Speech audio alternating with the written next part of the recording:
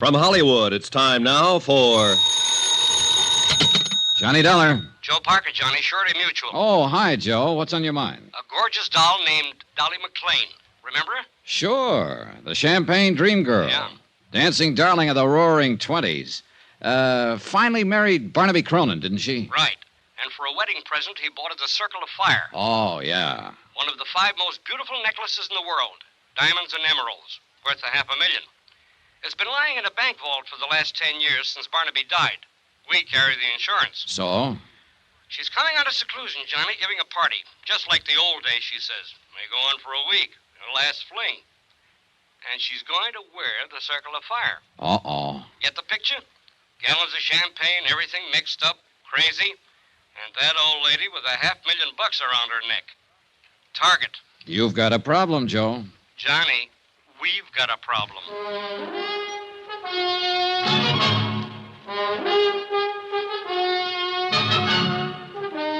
Tonight and every weekday night, Bob Bailey in the transcribed adventures of the man with the action-packed expense account, America's fabulous freelance insurance investigator. Yours truly, Johnny Dollar.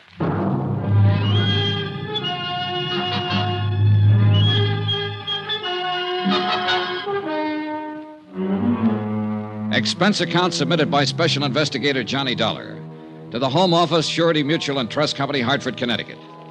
The following is an accounting of my expenditures during investigation of the Cronin matter. Item 1, $14.80. Transportation to New York and to the apartment of America's one-time dream girl. One time, a long time ago. How do you do? I'm Johnny Dollar. I believe Mrs. Cronin is expecting me. I'm Mrs. Cronin, and yes, I am expecting you. Won't you come in? Oh, thanks.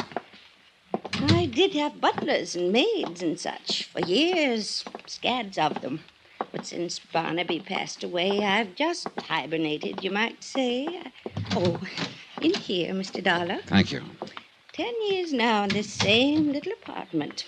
As you can see, I've just been living like a little mouse. It looks very comfortable. Oh, I suppose it's comfortable enough, but... Oh, Sylvia, I'd forgotten you were still here. Mm-hmm. But not for long, Mrs. Cronin. Oh, no, please stay. We'll have some tea or sherry or something as soon as... Oh, you two, do you know each other? No, I'm afraid we don't. Oh, but of course not. How could you? Sylvia, this is Mr. Dollar. Miss Blake. How do you do, Miss Blake? Hello. Mr. Dollar's here to talk to me about, something or other. I'm not quite sure what, as a matter of fact. It won't take but a few minutes. If Miss Blake would excuse us. Sure. Go ahead. Have at it. Well, if you'll come this way, Mr. Dollar. Don't you leave now, Sylvia. Not a chance. I just spotted your bottle of tea. I'll have one or two with soda, if you don't mind. What's Oh, I see what you mean. You young people. In here, Mr. Dollar. You by any chance Johnny Dollar? Yeah, that's right. Why, Miss Blake? Just wondered. Well, here's looking at you. And, brother, I wouldn't be in your shoes for $1 million. No? How about $500,000? That, I'll admit, might interest me. Well, shall we? After you, Mrs. Cronin. Thank you. Wonderful girl, a born comedian. Yeah, she's a scream. What is she, an actress? Oh, no, she writes things for magazines and things like that. Sit down, Mr. Dollar. She came to interview me one time. That's how I met her. I see. She wrote a piece about my necklace, the Circle of Fire. Sylvia Blake. Oh, sure. Articles about gems, famous stones, jewel robberies. That's her. Oh, she's fascinated by the subject. She's coming to my party. Oh. Why don't you come to my party, Mr. Dollar? Fine, I'd love to. In fact, that's why I'm here. Oh? Joe Parker over at Surety Mutual is kind of worried about this party, Mrs. Cronin. He's afraid you might invite people like me. What? I mean, people you don't know.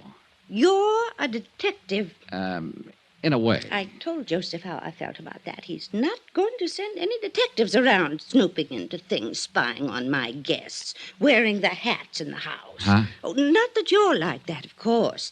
But it's the principle of the thing. Well, wouldn't you have a better time at your party if you knew you were safe? Mr. Dollar, it was at a party that Barnaby gave me the Circle of Fire. Our wedding reception. There were over 2,000 guests, 1,000 of them invited. And we danced. Oh, we danced all night. And the necklace was beautiful. And I was beautiful. Back then. True, but... And then afterward, at 4 o'clock in the morning, we drove through the park in a hansom. Just the two of us. And the driver, of course. And I wore the circle. And I was safe, Mr. Dollar. I was perfectly safe. Maybe you were just lucky that night. Barnaby was so wonderful. And he could make living so wonderful. Well, I don't doubt it. He was probably a man who could manage things pretty skillfully. He was running 2 railroads and a bank, all at the same time. Then I imagine he had no trouble arranging for your safety without even letting you know about it. You mean guards all around? It's possible. Yes, it is. He was like that. He never wanted anything to worry me. All right, Mr. Dollar. You win. Good. But it's only because of one reason. I like you. And I want you at my party. Thank you, Mrs. Cronin. Oh, you're going to love every minute of it. It's up in the Adirondacks. Our old summer place. Joseph told you, I suppose. Yes, he did. Mrs. Cronin. And the people I've invited, hundreds, literally. People I knew in the old days. Of course, a lot of them won't come, but, it was strange. So many of the letters came back undelivered. Mrs. Cronin. Oh, Sylvia, I didn't hear you. Come here. I'm the sneaky type. You've got a visitor. Says he's an old friend. Really? Well, I suppose I'd better see you. You'll excuse me, Mr. Dollar. Sure, go ahead. You and Sylvia talk to each other. I brung the bottle in case you're interested. Short on the soda. Right. She's on a cloud by herself. Of course, some of the invites to the party were undelivered. Those beautiful people had a habit of dying young. Say when. When? Who's the visitor? I'll guess with you. Looks like an overgrown leprechaun. Said his name was Shorty Weber. Shorty Weber. You know him? I know of him. An old-time song and dance man, among other things. She probably worked in a show with him back in those dear dead days. Anyway, he's got an invite clutched in his sweaty little palm. Another freeloader, I suppose. Aren't we all? I am, yes. Not you, though. You're working your way. Isn't that what you're doing, one way or another? Meaning? A magazine article, just in case. Written right on the spot. Attempted theft of the Circle of Fire. Clever jewel Why thief. do you say attempted? I'm working my way, remember? Sure, I remember. But it won't be attempted, Johnny. Somebody's going to get that necklace before the weekend is over. I'll bet on it. Would you care to name any names? Pick a name off the guest list. Any name. Suppose I pick Sylvia Blake. You're the detective. You've dug up and written up every big-time jewel theft over the last 50 years. You're bugged on the subject. Obsessed with beautiful gems. Fits my personality.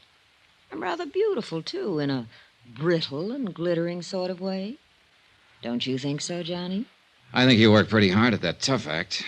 Maybe. And I think you'd give your right arm to own that necklace. Going after that would really be going for the big one. Going for broke. And somebody will do it, Johnny. Wait and see. She left a few minutes later with the bottle under her arm and a chip on her shoulder. With the girl gone and the scotch gone, there seemed to be no point in me hanging around any longer. So I went looking for Mrs. Cronin to say goodbye. I didn't find her, but I did find her caller, Shorty Weber. He didn't hear me come into the room. He was too busy. He was hunched over Mrs. Cronin's writing desk, going through her mail. You won't find it there, Shorty. Who's that? Hold it, Shorty. Don't try to reach for it. I wasn't gonna. Honest, I wasn't. Turn around. Put your hands up against the wall. You got me all wrong. I wasn't Okay, gonna relax. do nothing. I was just 38, stub barrel, clip holster. Nice gun. coming. It belongs to a friend of mine. Bad business, Shorty. An ex-con packing a gun. Oh, I guess you're Johnny Dollar. She said you was here. And I know what you're thinking, Mr. Dollar, but you're wrong. Why, Dolly, Mrs. Cronin, she's an old friend of mine. I tried to get her to marry me once, over 30 years ago. A lot And can happen in 30 years. Does she know you've served time in prison? Yeah. She thinks I was on tour, Europe and Australia. She never reads a paper or hears anything. Don't tell her, Mr. Dollar.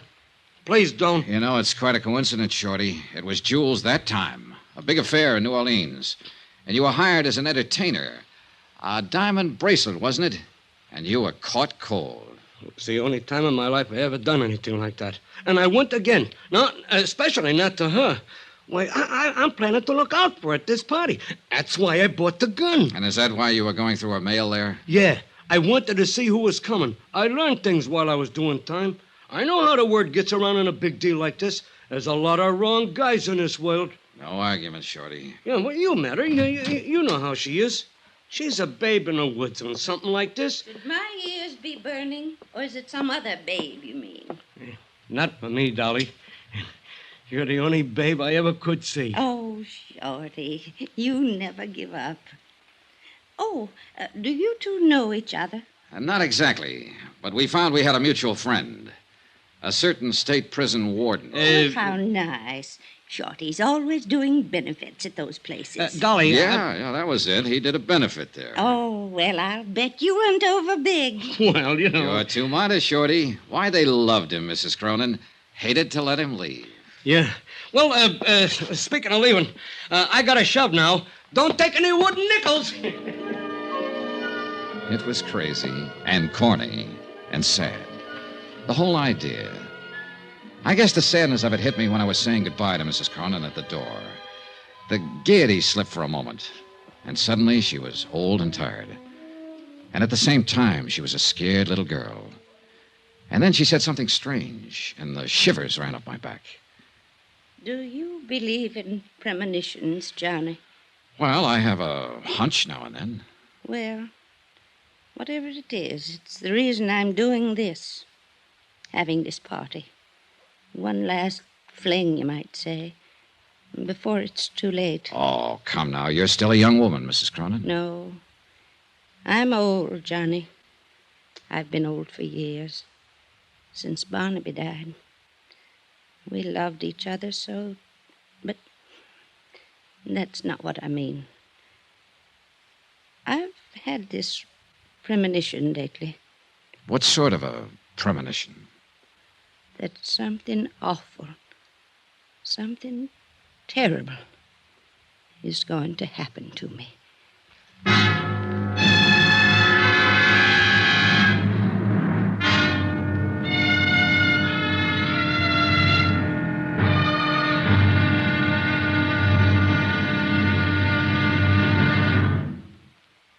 There'll be another intriguing episode in our story of the Cronin matter tomorrow. Tomorrow, a man who's afraid of his shadow, a girl who's afraid of nothing, and a stranger who strikes in the dark.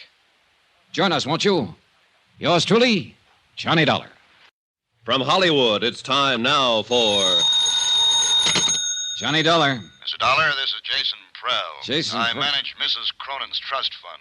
Oh, sure. We haven't met, of course, and I know that I'm overstepping the ordinary bounds of propriety, but I simply have to talk to you immediately, if possible. Well, can't it wait until train time? You're going with us up to a party in the Adirondacks, aren't you? Yes, I am, but it'll be too late then to make very much difference. Well, maybe you could tell me the general idea of what you I want to... understand Mrs. Cronin has authorized you to obtain the Circle of Fire from the bank and to keep it in your possession until she wears it at the party. Yeah, that's right. Don't do it. Leave the necklace where it is. Why? It's a long story, Mr. Dollar, and it goes a long way back. The whole thing is a lot more complicated than you realize. Well, I'm beginning to realize it. Just exactly what is it you're worried about? I'm worried about Mrs. Cronin's sanity.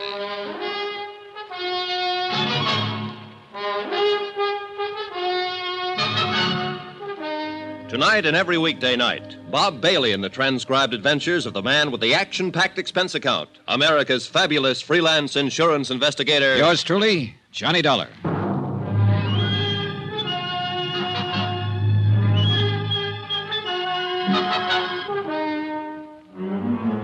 From Special Investigator Johnny Dollar, New York City, to the Home Office Surety Mutual and Trust Company, Hartford, Connecticut. Assignment, the Cronin matter. Expense account continued. Item 4, $1.80. Taxi to the offices of the Daily Times Courier for a look at the morgue files on Mrs. Cronin. The clipping started with the year 1916, when a bright-eyed, wide-eyed kid named Dolly McLean danced her way out of the chorus lines of a two-bit musical and straight into the limelight of Broadway. One hit show after another, hits just because she was in them. And parties, balls, social affairs. The Dancing Darling. A critic tagged her with a name in her first write-up, and the name stuck. So she danced away the mad, crazy years that followed World War I. And like everybody else, she lived it up. There were rumors of engagements, love affairs, the Baron this, Count that, one after another. Shorty Weber was mentioned a few times. And Jason Prell was in from the beginning, as a promoter, though, a business manager, not as a lover. Her friends were mentioned, hundreds of them. Then Barnaby Cronin came into the file. Boy wonder of the business world, the Golden Prince. Engagement, marriage, and Barnaby's fabulous gift to his new bride, a $500,000 necklace of diamonds and emeralds, the Circle of Fire. Then Barnaby's sudden death, Mrs. Cronin's seclusion. End of file.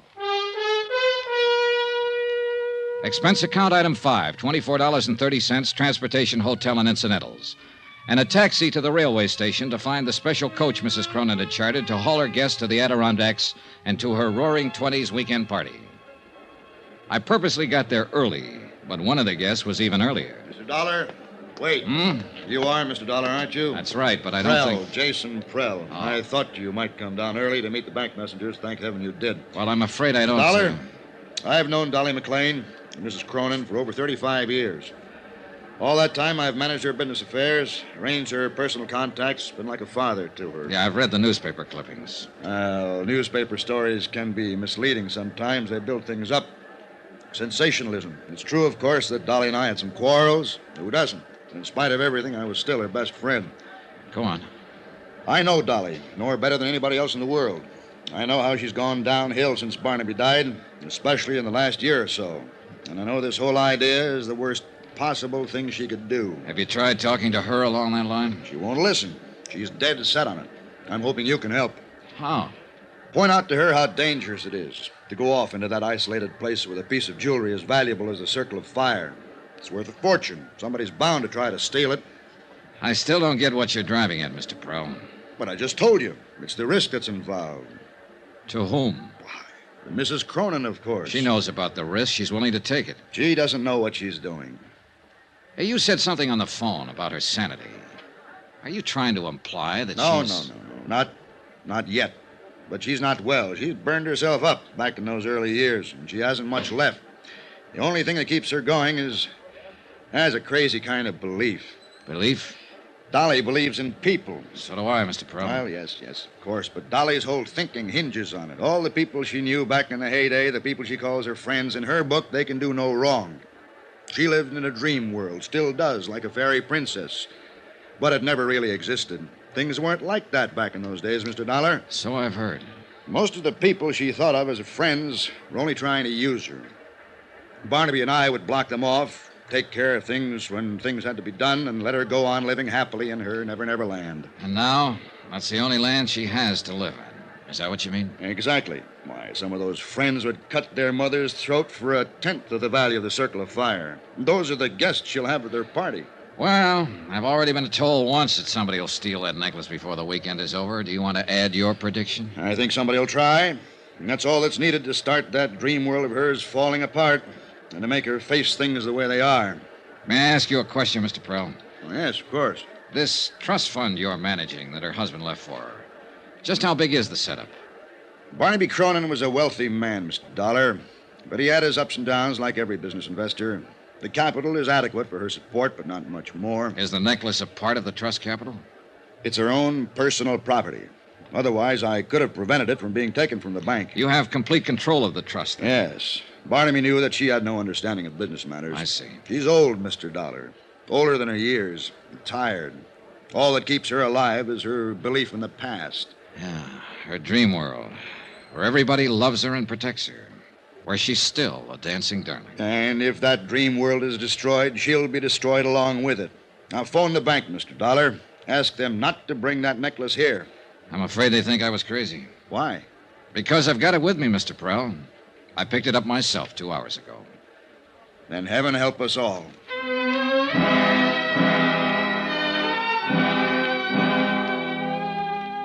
The convention coach Mrs. Cronin had chartered for the run to the Adirondacks was arranged with a long aisle of individual staterooms and a main lounge area at one end. It could accommodate 50 people, but when the train pulled out, there were only 6 of us in the coach. 6. Out of the hundreds of friends she'd had in the old days when she was in the big time and on top. And even out of the 6, 3 of us were new acquaintances, people who hadn't known her back when. I was there, of course, because I'd been hired to be there to protect her fabulous necklace. And Sylvia Blake, still playing it tough and cynical, was probably hoping for a magazine article, or hoping for something. But the third newcomer, there was the question mark. Oh, I think this whole thing is just too exciting for words. Don't you think it's too exciting for words? Well, I know who you are, of course. You're Mr. Johnny Dollar, and you're supposed to protect those fabulous jewels. And I'm Laura Dean. And I think we ought to call each other Laura and Johnny, because after all, it's a party, isn't it? Up till now, I was having doubts. You're, obviously not one of Mrs. Cronin's friends from the old days. Oh, no, I just met her back there at the station. You what? Well, I talked to her on the phone, of course. She sent an invitation to my aunt, who was a very dear friend of hers, only they hadn't seen each other for years, and she didn't know my aunt had passed on over a year ago. So I phoned her and told Mrs. Cronin, I mean, and she said for me to come to the party, she'd like to meet me, and I wouldn't have missed it for anything. Yeah, well, Johnny, do you think they'll really have champagne in bathtubs like they used to back in her time? If they do, it'll get awful wet out. There are only 6 of us to drink it. Oh, gosh, I don't see how you can call 6 people a party. Well, the thing is, we'll all be in there trying hard. Now you're joking me. I'll bet you're fun at a party. Oh, wait till you see the act I do with the lampshade. Who did you say your aunt was? I don't think I said who. When do they start serving the champagne, Johnny? When they see the whites of your eyes. That's cute. I like that. Thanks. Now, about your aunt. Poor old soul. She'd have loved this, too. You ought to hear about some of the parties she and Mrs. Cronin used to go to. Yeah, I imagine. They used to go every place together back in those days. The newspapers called them the Siamese twins. The Simon... Siamese twins. That was just an expression. Fritzie Morell. Is that what you're saying? That you're Fritzie Morell's niece? Sure. Did you know her, Johnny? No, I never met her. Oh, you'd have liked her. She was a lot of fun. Loved a party. Gosh, I thought there'd be more people than this. How could we She have a kept party? babbling on, and I listened to her and tried to figure her out. The chatter was smokescreen. Underneath it, she was cool, sharp, and shrewd. I didn't know what she was up to, nor why she was here. But I did know one thing. Fritzie Morell had died about a year ago, true enough. But she'd left no surviving family and no niece. Laura Dean was a liar.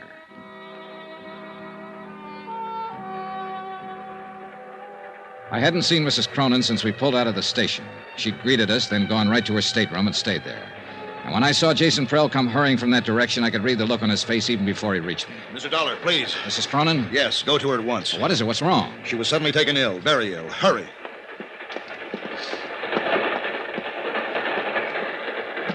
Mrs. Cronin. Come in. Oh, I'm all right now. Oh. It was just nerves. I've had it before. My doctor in New York gave me some tablets to take whenever... Are these the tablets? This bottle here? Well, yes. You know what they are, Johnny? Yeah, I know. All right. So he does say it's my heart. But he's wrong. It's just nerves. Yeah, sure. That's not why I sent for you, Johnny. You have the necklace. Yeah. Want to see it? No, I'll wait until it's time to wear it. Johnny, I've written something here. I'm going to sign it, and I want you to sign as a witness. Well, all right. Unless you'd rather have Jason Prell. No, Jason would argue about it. There. Now you sign. There you are. Keep it for me. Do you mind if I know what I've signed? Of course not. Read it if you like. In the event of my death, I, Dolly Cronin, being of sound mind, bequeath the necklace known as the Circle of Fire to Sylvia Blake. Sylvia loves jewels. She'll appreciate it. Yeah, I imagine she will. She's not to know about this, you understand, because, of course, it'll be years before she gets it. Oh, sure it will. Now, you'd better try to get some sleep. I'm going to. And thanks, Johnny. It was nothing. You know something? I was heartbroken when they didn't show up at the station. All my old friends. But I've been lying here thinking, and I've finally figured it out. Oh? They all went on ahead. They'll be waiting at the house. They're trying to surprise me. Don't you think so, Johnny? I said, yes, I thought so. But I was lying because I didn't think so. But she was still a dancing darling, and she had that way about her. You wanted to protect her. I didn't go back to the lounge. I walked down the corridor to my stateroom.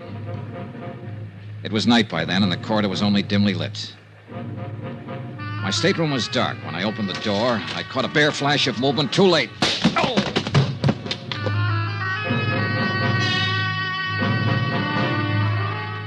When I came to, minutes later, I was lying on my stateroom floor, blood seeping from a cut in my head. I felt in my inside pocket for the bulky leather case that had held the necklace. It was gone.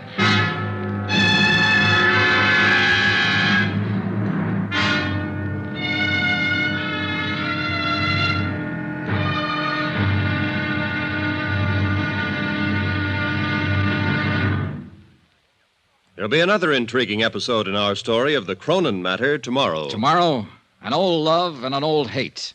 And violence breaks out at midnight. Join us, won't you? Yours truly, Johnny Dollar. From Hollywood, it's time now for... Johnny Dollar. Hello. Dollar? You're the Mr. Dollar that's been trying to phone me? Is this Dr. Bigby? That's exactly who it is, and I'm very busy right Look, now. Dr. Bigby, I want you to come out here just as soon as possible. It's the old Cronin summer place about 5 miles up the river from where... Oh, I know where it is, I know. What are you doing up there? The house has been closed for years. Mrs. Cronin opened it up for a party this weekend, but she was taken ill on the train coming up, and I want... Is Dolly out there? Yes, she's the one I want you to look at. So she's back. After all these years, she's come back. She had a prescription from her doctor in New York, but she's taken the last of it. It's apparently her heart. I'm sorry, Mr. Dollar. I'm very busy tonight. Oh, what? Much too busy, and then there's a storm coming up, and I have a patient someplace, I think. Now, wait a second. If you're a friend of Dolly's, Mrs. Cronin's, do one thing. Take her back to New York. Now. Tonight. Get her out of here. Fast. Before it's too late.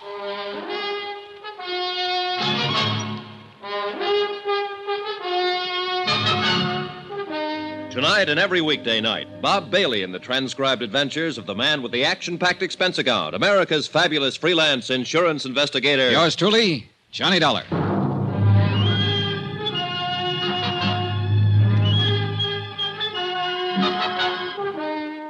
From Special Investigator Johnny Dollar at Wells Falls, New York, to the Home Office, Surety Mutual and Trust Company, Hartford, Connecticut. Assignment, the Cronin matter. A $500,000 necklace.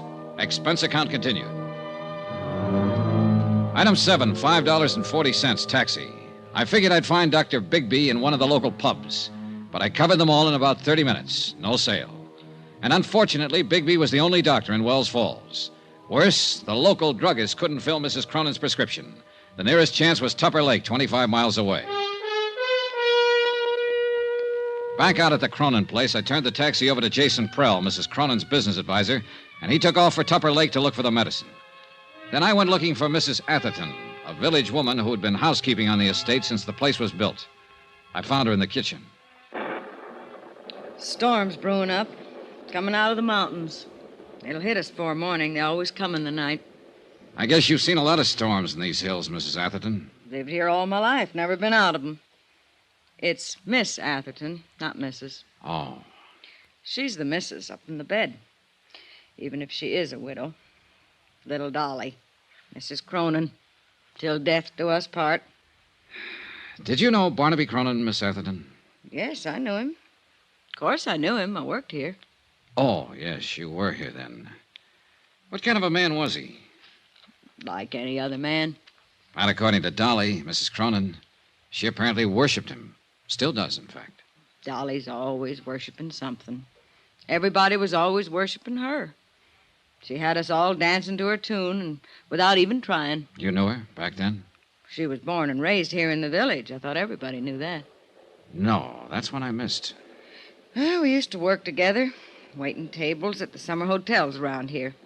That's where Jason Prell saw her. Told her she ought to be on Broadway.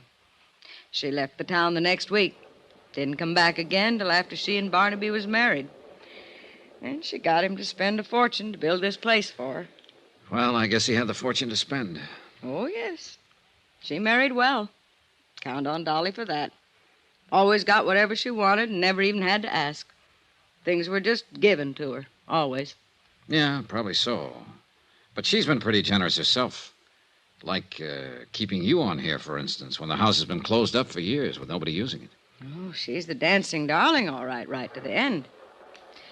Well, now, if you'll excuse me. There was something else I wanted to ask you, Miss Atherton. I'm not one to talk ordinarily, but you got me started. Well, this is not about Mrs. Cronin, at least not directly. She was taken ill on the train. I don't think it's serious, but I wanted a doctor to look her over. The only one in the village seems to be a man by the name of Bigby. Bigby? He's the coroner here, but he's not a doctor. No? No, not anymore. Still calls himself one, but he lost his license 10 years ago. He's a drunken sot. Yeah, I kind of figured. But he sobered up fast when I told him on the phone that the patient was Mrs. Cronin. He refused to come out, told me to get her away from here fast, and then he hung up on me. Forget him. He couldn't do her any good. But I'd like to know why he acted that way. Do you happen to know any reason? Bigby is a drunk. Who knows what his reasons are? I thought you might. Better ask him. What difference does it make anyway? He can't help her. Nobody can. What do you mean? She's come back, finally. For the first time in all these years. Took sick on the train. That wasn't any surprise to her. She knew it was going to happen. Well, I guess she halfway knew. She knew. It's like with an animal. When it's hurt or sick and it comes home to die, and that's what she's done. She's come home to die. No, I think you're wrong there, Miss Atherton. I don't think she's anywhere near that sick. Barnaby didn't think so either when he came back here to die. Barnaby died here? Yes, in this very house. A heart attack, it was called. He came up on the afternoon train and... That's strange. It was the same kind of night. A storm like tonight. Strange how things move in patterns. Were you here with him, Miss Atherton? Barnaby died alone. And the doctor? Bigby? Miss Atherton, was the doctor... I'm sorry. I was thinking. The bridges were washed out. Bigby didn't get here till the next morning. Wouldn't have mattered. He couldn't have done anything. Nobody could have. When it's time for a thing to be done, it's done. Nobody can stop it. Nobody. It was a strange evening, ominous and oppressive, with a feel of violence in the air. Even the house itself added to the feeling. Furnished lavishly in a style 30 years forgotten, it seemed garish now, old and tired and lonesome. Like Mrs. Cronin herself, who'd planned a grand party for all her old friends, and instead lay ill and alone in the bedroom upstairs. The Queen gave a party, and nobody came. All dressed up, no place to go. Yeah, gloomy evening. Jason Prell came back from Tupper Lake with a medicine. Miss Atherton served a dinner of sorts, served it in silence, and we were left to our own devices. 5 guests in a mansion built for 100. Prell stayed pretty much to himself. Lovely Laura Dean, with that air of knowing innocence, inveigled Shorty Weber into teaching her some of his old dance routines. And they cranked up an old phonograph in the music room. And me, I just stood at an open window and watched the rain come down and tried to think. That's the perfect touch. It's exactly what the evening needed. That music? Now, Sylvia. Really cornball, isn't it? No, Johnny. I meant the thunderstorm. An isolated old mansion, fabulous necklace of diamonds and emeralds, a weird housekeeper, a hostess lying ill, and now rain. Shades of a house of Usher. That'll make a good lead for your magazine story. I should have stayed in New York and just written it, not lived it. Oh, I thought you were the big take-a-chance girl, Miss Blake. Danger, mystery, adventure. Don't those things appeal to you? Maybe. Is there any of that lying around somewhere? There may be, before the night's over. Well, all I can see at the moment is sheer boredom. You have to know where to look. In the bottom of that scotch glass, for instance?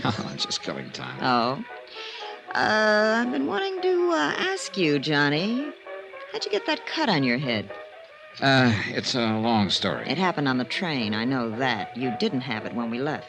A sudden stop. I fell over my suitcase. Sure you did. Backwards. Huh? It's on the back of your head. Somebody made a try for it, didn't they? On the train coming up. Well, I don't know what they were trying for. There wasn't time to ask. Maybe they even got it. That's the way you were betting, wasn't it? That it wouldn't be just an attempt. that somebody was going to get it and get away with it. Did they? Is that what happened? Is it gone? All right, just stand there and grin then. Rain. I'm going back to the city tomorrow. You are? Well, don't smother me with your pleading. No, stick around, Sylvia. Things may get better, including the music. You know, in a way, I hope somebody did get the Circle of Fire. Why? What good is that fabulous necklace doing her now, lying up there? She's had everything she ever wanted. Life's been too easy on her. She doesn't deserve it. She ought to lose it. Her life or the necklace? The necklace, of course. You know, for reasons I can't go into, I think you'll be sorry you said that someday. Sorry? Why? She's a woman who's had everything. You're a pretty predator, aren't you? Hurt and afraid. Am I? You feel something big may have passed you by, and you put up that tight, bright front for protection.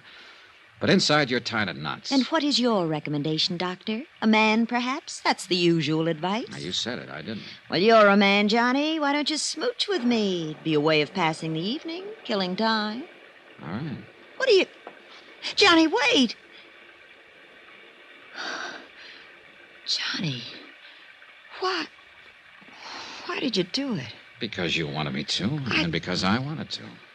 Adventure, mystery, danger. Who's bored? Who's going back to the city? Those doctors are right.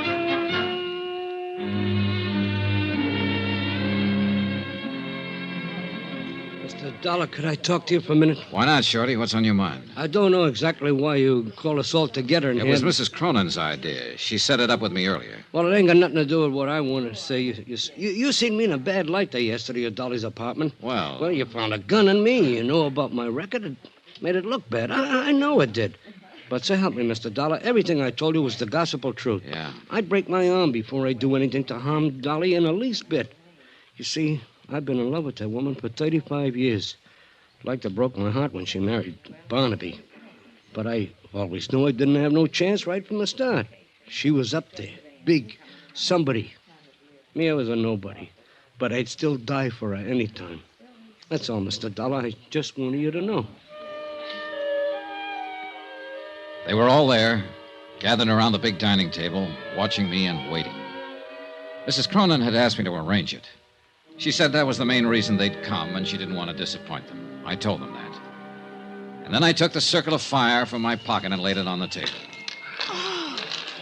They all reacted in different ways. Laura Dean gave a gasp and her eyes opened wide. And Sylvia... Look at it. Just look at it. Sylvia Blake was fascinated, hypnotized. Yeah, you should have seen it on her back in the old days. It sparkled even twice as much. So that's what this is all about. It's only jewelry. I've seen it before. But there was one special reaction I was looking for, and I got it. Jason Prell's face went white. Who could imagine anything so beautiful? Mr. Prell, you seem surprised. I wasn't carrying the necklace in its case, the case you stole from me on the train. What? I was carrying it loose in my pocket. What did you do, throw the case off the train without even bothering to... It's running away! Prell! I went after him, but he'd already disappeared somewhere down the hall. He knew the layout of the house, and I didn't. I searched the different rooms quickly as I passed, but there was no sign of him. He couldn't have reached the floors above, but he might have gone down toward the game room and lower halls. I eased my gun from its holster and started slowly down the stairs. And at that moment, every light in the house went out.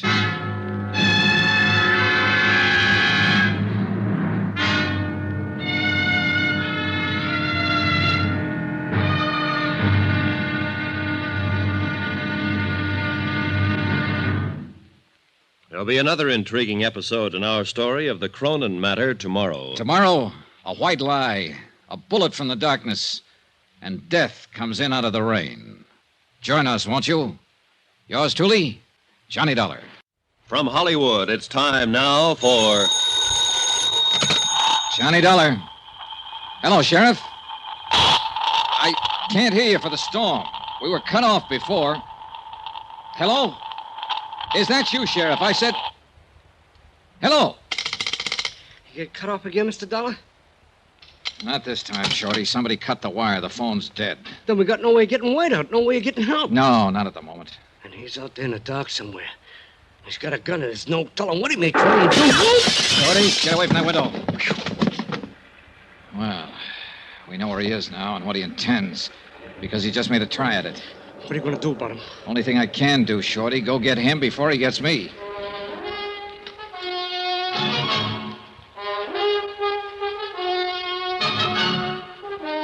Tonight and every weekday night, Bob Bailey in the transcribed adventures of the man with the action-packed expense account, America's fabulous freelance insurance investigator. Yours truly, Johnny Dollar.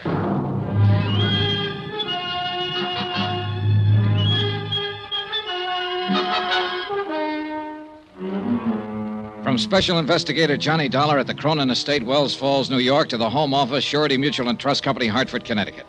Assignment, the Cronin matter. Protection of a $500,000 necklace. Expense account continued. Item 10, $135. One tweed sport jacket to be purchased on my return. Both lapels and one shoulder ripped by a bullet. Also one pair of slacks to match. Destroyed a few minutes later in the mud, slush, and underbrush in the grounds of the Cronin place while pursuing a suspect who'd already tried twice to kill me and who made a third go at it when I stepped out of the side door of the house. Tony, away from the door, quick. Whew, boy, that was close. Yeah, he could see the door opening, but he can't see us, not in this mess. He's desperate. He's shooting blind. Look, Shorty, why don't you go on back in the house? There's no reason for you taking chances like this. You're taking them? With me, it's a job of work. I get paid for it. I told you earlier how I felt about Dolly, I mean. I don't know what Jason Prell's game is, Mr. Dollar, but if it's against her, then I'm against him. I'm staying. All right, it's up to you. Thanks for giving me my gun back. Emergency, that's all. You've got a prison record, Shorty. You know what it means if you're caught with a gun. Yeah, I know. Hey, good. I figured Prell would give himself away if he kept that up. I got him spotted now. Where? At the base of that tall pine, a little to the left. Watch for it, the next flash of lightning. There, yeah, now I see it. I know the one you mean. Then stay here and keep him pinned down. It's a good spot. You've got cover from the wall of the terrace there. What are you going to do? Circle around and come up beside him. Just throw a shot at the base of that pine tree now and then. Keep him tied down. Keep him busy. You got it? Right. And good luck. I left the shelter of the house and started edging through the shrubbery. The undergrowth was a regular jungle. It would have been impossible to slip up on Prell without his hearing if it hadn't been for the storm. Shorty Weber fired now and then at the pine tree. And twice Prell fired in answer. Jason Prell, so-called friend of old Mrs. Cronin, knew I had him tagged. At first, I'd been guessing mainly, but he didn't know it. And he'd lost his head and made the guess prove out. And now he was apparently ready to risk murder or death rather than face a prison term. I was within 30 feet of him. He hadn't heard a sound. He was still firing at Shorty over on the terrace. His back was turned partly toward me. He didn't know I was near, so I leveled my gun. Get your hands up, Prell. Drop that gun. You're covered. He whirled, peering into the darkness of the bushes, trying to see me. He knew I was close, but he couldn't tell where. He raised his gun, started to turn, and I'm not quite certain what happened next. The light was bad, and I could hardly see him. Whether he stumbled accidentally or what is something I'll never know. All I know is that when I walked over to him, he was dead.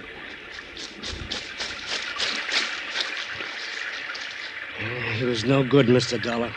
I always thought so, but Dolly swore by him. He had her fool. What about Barnaby, her husband? He couldn't stand Prell at first. Later, they got us thick as thieves. Yeah. Well, it's a mess, Shorty, a real mess. Old things that should have stayed dead and buried on the bottom, they're all coming to the surface now. Tell me something, Mr. Dollar. Yeah? What about Dolly? Is this thing going to kick back on her? Will she get hurt by it? Yeah, Shorty, I'm afraid she will. Pretty badly.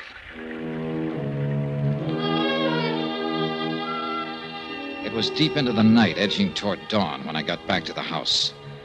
I changed out of my wet clothes, went to the game room, and got Dolly's necklace from under a chair cushion. I'd stuck it there when Prell had pulled the main switch and put the lights out. Then I went upstairs to look in on Dolly Cronin, quietly, just to check. But it didn't work out that way. Johnny, is that you? Yeah. I didn't mean to wake you. Oh, you didn't. I've been awake most of the night. Come on in, Johnny. All right. How you feeling? Oh, just fine. There's nothing wrong with me. I feel fine. Good. Isn't Laura Dean a nice girl? Huh? Yes, she is. And I'm glad she came. Company for you, Johnny. Oh, yeah. Quite a storm we had, wasn't it? Oh, it was beautiful. All that lightning, wind, and the thunder. Oh, I haven't seen such a beautiful storm since I was little. Johnny, thought I heard shots a while ago. Shots? Outdoors, off toward the woods somewhere. Oh, it might have been lightning, thunder. Sounded like a gun, like somebody shooting. Well, sound plays funny tricks up here in the mountains. I guess so, but... Well, I've been thinking back over the past so much that makes the present a little unreal. I'm afraid the past is about all I have left now. Now, don't be so quick to sell this future of yours short. You've got a lot of years yet, good years. Well, I had a lot of good years. Good friends, good times, a good life. And best of all was Barnaby. You loved him very much, didn't you, Mrs. Cronin? I worshipped him. He was perfect. He never did a wrong thing in his life. Now that he's gone, is the one fine memory I always cling to. Oh, if I didn't have that, well, I just couldn't go on. Well, then let's hope you never lose that memory. Of course, there were other good friends, too, over the years, like Jason Prell. He is so quiet and withdrawn, it takes a long time to get to know him. But he's been such a good friend to me. He's so patient with all this silly ignorance of mine about business problems. Yes, I'm sure he has. I just don't know what I'd do without him. Yeah. Now, don't you think you'd better get some sleep?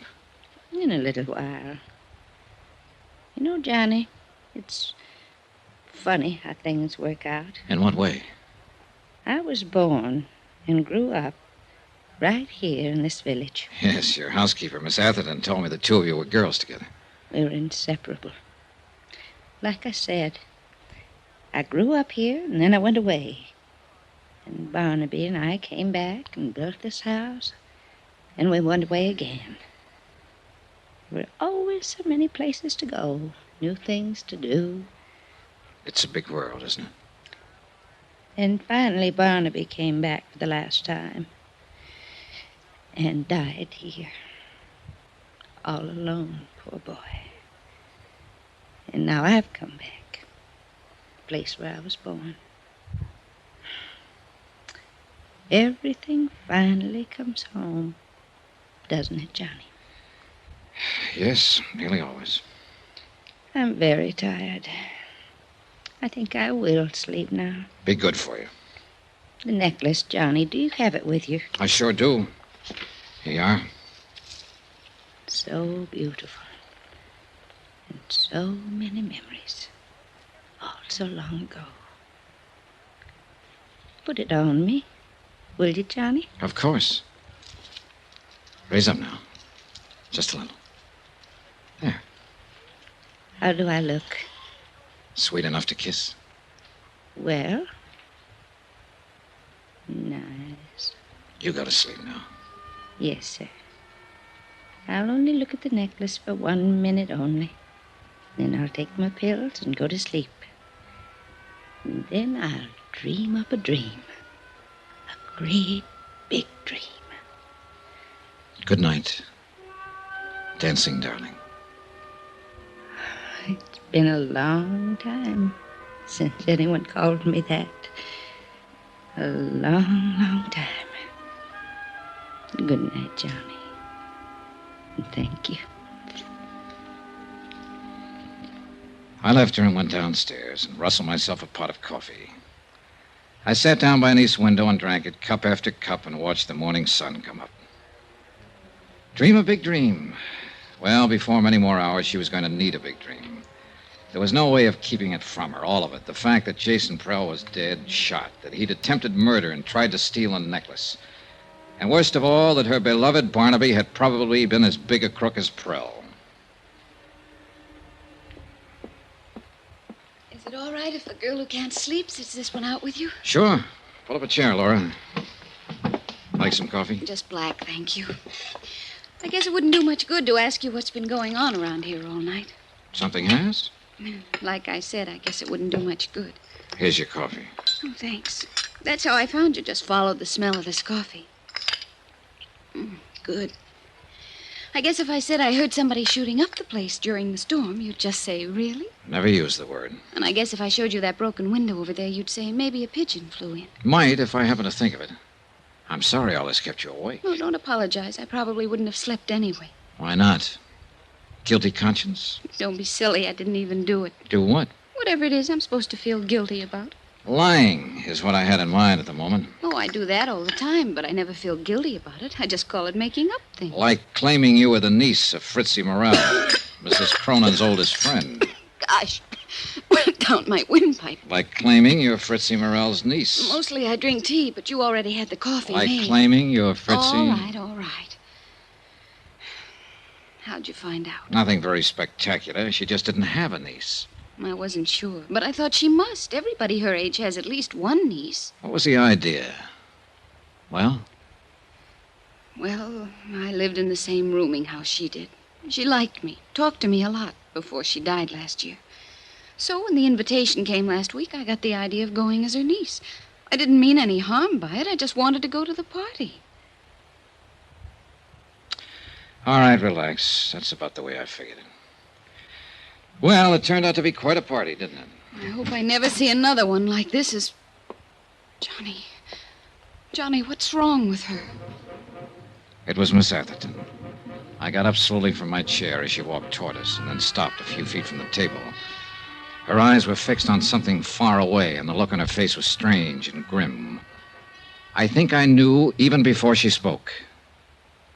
Mrs. Cronin is dead.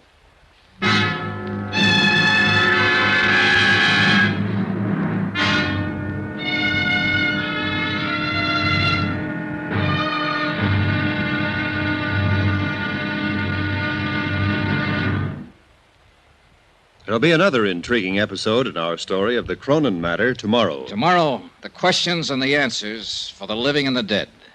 The final payoff. And fate itself plays the last trump. Join us, won't you? Yours truly, Johnny Dollar. From Hollywood, it's time now for... Johnny Dollar. Dr. Bigby here. Dr. Bigby. I'm asking you for the second time now to come out to the Cronin place. I told you last night, Mr. Dollar. The circumstances are different now, a lot different. We don't need a doctor. We need a coroner. A coroner? Where are you calling from? The operator told me the phone out there was out of order. It is. I'm at a forestry station a mile down the road. Jason Prell cut the wires last night before he was killed. Jason killed? Shot to death during the storm. So that's how he ended up. It took a long time, but everything finally comes home. Yes, Mrs. Cronin said the same thing an hour or so before she died. Dolly, too. Her heart, Mr. Dollar? In a way, maybe. The dancing darling. Finally at rest. She... What do you mean, in a way? Dr. Bigby, Mrs. Cronin was murdered.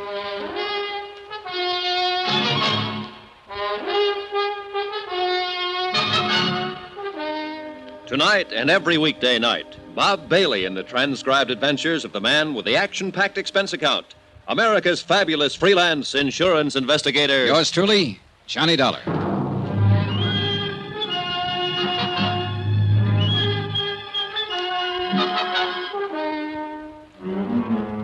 From Special Investigator Johnny Dollar at the Cronin Estate, Wells Falls, New York, to the Home Office, Surety Mutual and Trust Company, Hartford, Connecticut. Assignment, the Cronin matter. Expense account, final page.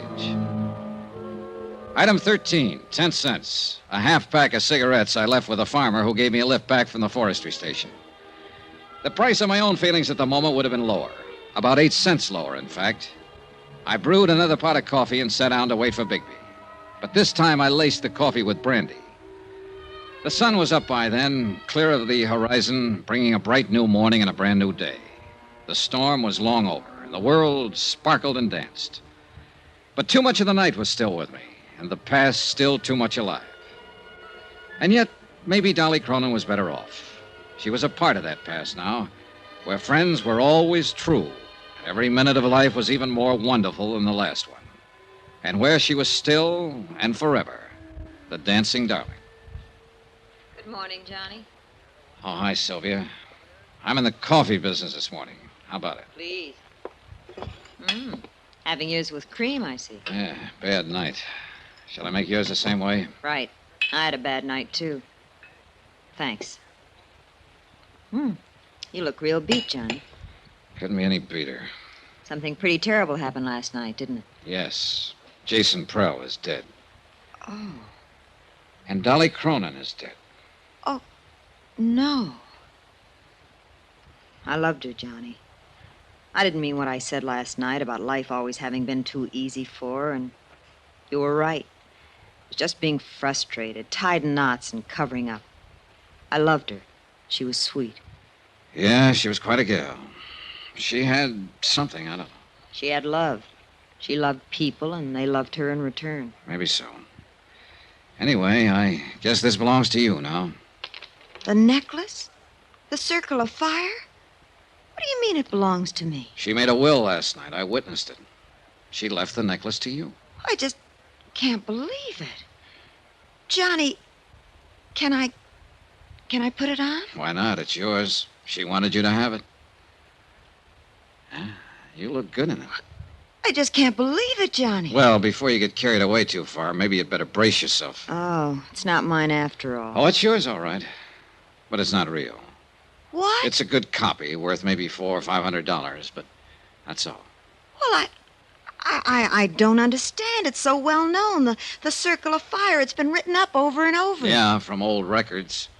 But nobody's really examined it for years, since before Barnaby Cronin died.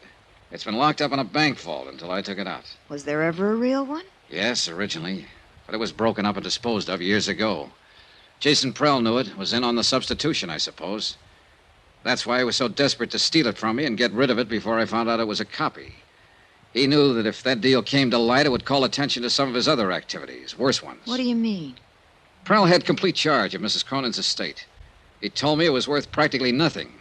But according to records I saw in New York, it amounted to over $1 million in the beginning. He was stealing her blind all these years. Oh, it was easy. She was alone in the world, knew nothing about business. She trusted him, thought he was her friend. She trusted everybody, much too much. Well, she sure trusted the wrong ones, including her husband.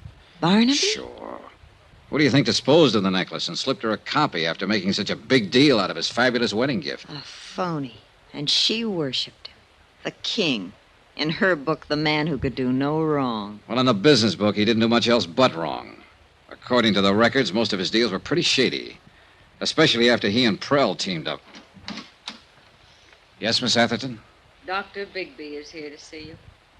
All right, show him in. Mr. Dollar, I wouldn't believe too much of what he says. He's a chronic drunk. Yes, I remember you telling me.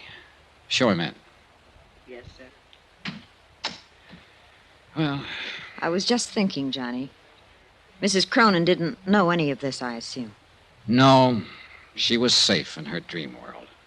And she thought she was giving me the real necklace. That's right. It's crazy. And kind of wonderful, isn't it?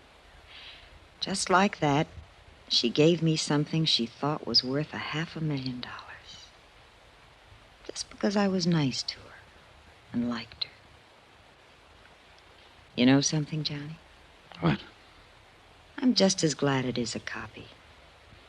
It's beautiful, and I love wearing it. I'd have been scared of the real one. And I'll always remember that, like that dream world of hers, she thought it was real. One more question left, but a big one. The question of murder. And I already had the answer. I was sure of it.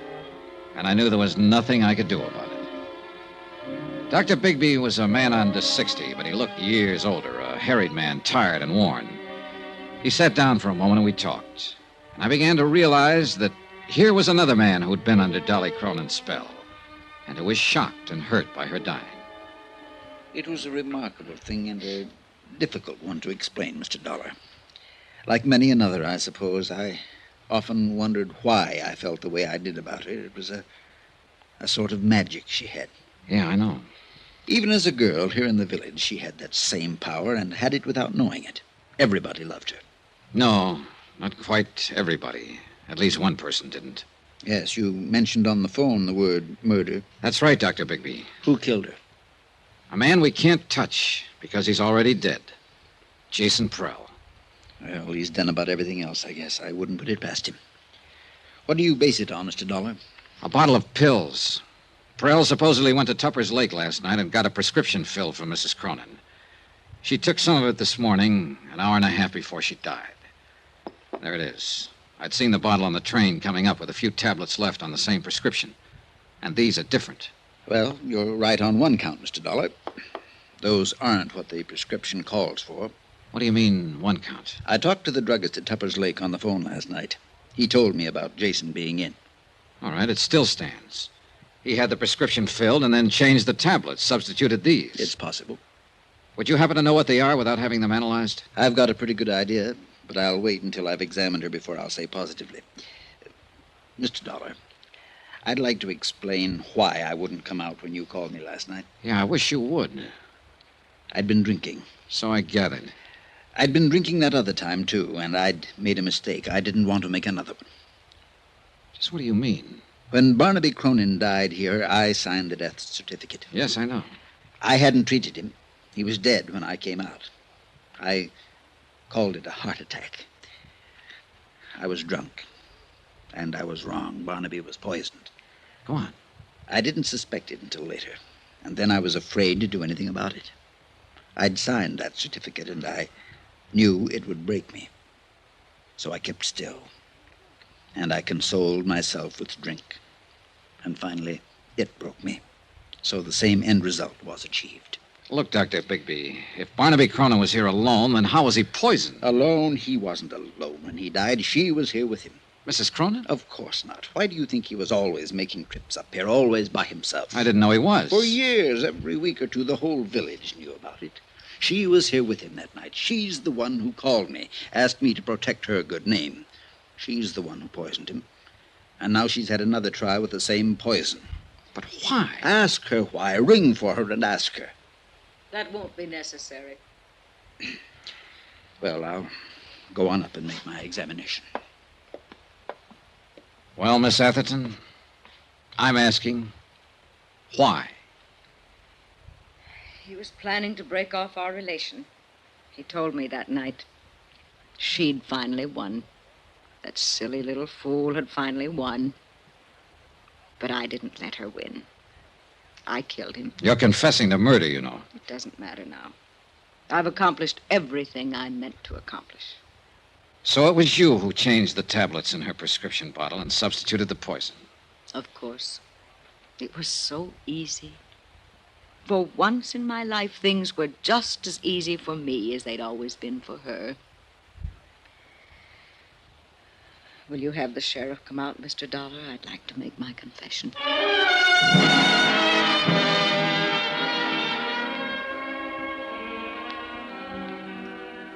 It's odd how things work out sometimes, Mr. Dollar. Yeah. Mrs. Cronin said something like that last night. I was pretty certain when you showed me the tablets, but I wanted to make my examination first. What do you mean? After Barnaby died and I started to suspect Miss Atherton, I managed to steal the poison from her in order to analyze it. I substituted harmless tablets of the same general appearance. And those are what she's kept all these years? What she gave to Mrs. Cronin? That's right. They were perfectly harmless. But in that case... Dolly Cronin died from a heart condition. The tablets had nothing to do with it. In a sense, Dolly died the same way she lived, from natural causes. Expense account item 14, $83.90. Incidentals and transportation from Wells Falls back to Hartford. Expense account total, $263.30. End of account, end of report. Remarks? The insurance angle here seems a little muddy. Premiums were paid for years on an item that didn't exist. And yet, no claim was filed, and none will be. So, well, I leave it to your legal eagles. Me, I'm beat and tired and maybe a little sad. I've come out of this with a kind of nostalgia. And for a time and place I never even knew. And I'm halfway in love with a girl back in that time and place. A girl I've never seen. Oh, sure, I know. It's a dream world and a dream girl. And none of it exists. But it's too bad. I wish it did. Because she must have been a honey. A real sweetheart. A dancing darling. Yours truly, Johnny Dollar.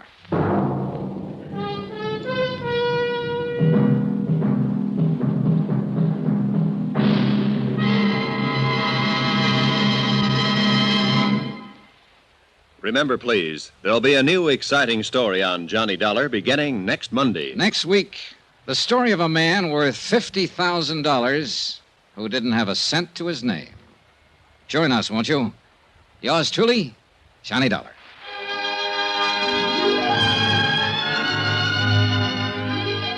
Yours truly, Johnny Dollar, starring Bob Bailey, is transcribed in Hollywood. Written by Les Crutchfield, it is produced and directed by Jack Johnstone. Heard in this week's cast were Virginia Gregg, Shirley Mitchell, Vivi Janis, Barbara Fuller, Benny Rubin, John Daner, and Parley Bear. Musical supervision by Amerigo Marino. Be sure to join us on Monday night, same time and station, for another exciting story of Yours truly, Johnny Dollar. Roy Rowan speaking.